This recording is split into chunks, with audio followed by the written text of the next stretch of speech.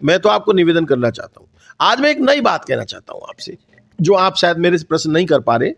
मैं कहना चाहता हूं कि जिले की बात कहां से चली, जिले की बात कहां से चली? जिले की बात महुआ में 1 साल पहले चली। चाचा और भतीजा सरकार में से भतीजे ने संकल्प लिया, चाचा और भतीजे की चर्चा हुई कि जिला बनाने की बात करते हैं। क्या फायदा भाई भतीजा? उन्होंने कहा कि प्रॉपर्टी के दाम बढ़ सकते हैं और प्रॉपर्टी डीलर अपने से बात कर रहे हैं, तो उनका ठीक है, आगे बढ़ी बात। और भतीजे ने कहा कि मैं जब तक साफा नहीं पहनूंगा जब तक जिला नहीं बनेगा। बहुत अच्छी बात है, हम जिला का स्वागत करते हैं, और अगर जिला बनता है तो हम यहाँ के क्षेत्रीय विधायक को पहले व्यक्ति होंगे, अगर वो हमारे घर आएंगे तो पहले व्यक्ति हम होंगे जो उनको साफा और माला पहनाकर उनका स्वागत करेंगे। चांदी का मुकुट भी हम पहनाएंगे अगर वो जिला बना देते हैं तो। बात हुई, हम तो पहले ही कह रहे थे, हमने नवंबर में ही कह दिया था अगर 31 दिसंबर 2025 तक जिला बनेगा तो बन जाएगा, नहीं तो जिला नहीं बनेगा। नहीं बना। अब मई जून 2027 तक सारी सीमाएं फ्रीज हो गई, अब कोई संभावना ही नहीं है जिला बनने की। लेकिन जिला बनने की संभावनाएं व्यक्त इसलिए की गई कि जो छापेमारी से पैसा आएगा, जो छापेमारी से धन आएगा उसको प्रॉपर्टी में लगाएंगे, प्रॉपर्टी डीलर के माध्यम से उसको मल्टीप्लाई करने का काम करेंगे। और वो का वही काम हुआ महुआ में। हो क्या रहा है?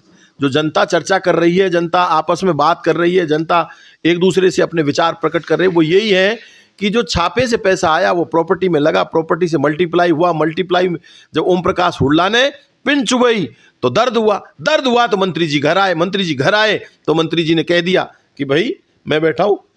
अरे भाई मंत्री जी बैठे हो, हाथ जोड़ के विनती, आप तो बैठे हो, लेकिन यहां ओम प्रकाश हुड्डा भी बैठा है, गलत नहीं होने देगा, और हम गलत कर रहे हैं तो आप जवाब दीजिए।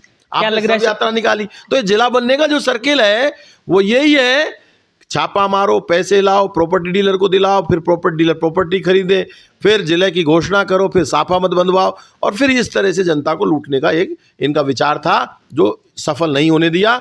मैं तो उन लोगों ने जिन्होंने प्लॉट्स खरीदे हैं, एक बार जांच कर लो, परख लो। मैं थोड़ी कह रहा हूं, आप एक नामांकन 13 नवंबर को खुलता है आवासीय प्रयोजनार्थ, 13 नवंबर को रात को पूरी तहसील खुलती है, 14 को वो चेंज हो जाता है पुनर्विलोकित, 27 दिसंबर को होता है प्रक्रियाधीन, 3 दिसंबर को होता है उसको वाचनालय कर देते हैं। भाई क्या मतलब निकला ये?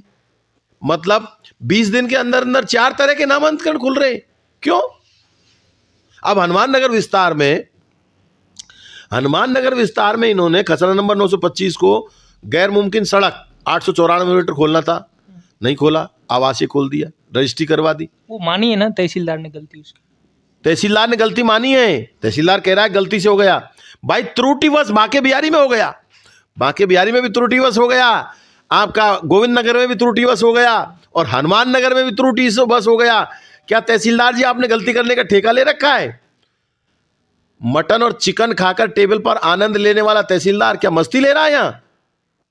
मतलब एक व्यक्ति जिसने 50 लाख का प्लॉट लिया है वो बर्बाद हो रहा है, एक नहीं 50 लोग बर्बाद हो रहे हैं, और तहसीलदार ने कह दिया त्रुटिवश हो गया। अभी रुक जाओ भाई, आपके खिलाफ मुकदमे दर्ज होंगे, ओम प्रकाश हुड्डा कराएगा, क्योंकि और लोग तो डरते हैं यहाँ, और लोग डरते हैं, लेकिन ओम प्रकाश हुड्डा इस तहसीलदार के खिलाफ भी मुकदमा दर्ज कराएगा कि तूने कैसे गलत कर दिया, भाई कैसे गलत कर दिया।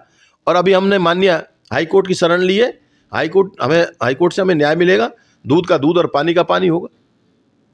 Thank you so much sir. दोस्तों ये थे यहाँ के जो विपक्ष के नेता हैं, मजबूती से भ्रष्टाचार के खिलाफ लड़ाई लड़ रहे हैं और अपनी बात जनता तक पहुँचा रहे हैं। ऐसी खबर हम आपको दिखाते रहेंगे, देखते रहिए दोस्तों बीपी मंथन के साथ पीके गुजर। धन्यवाद।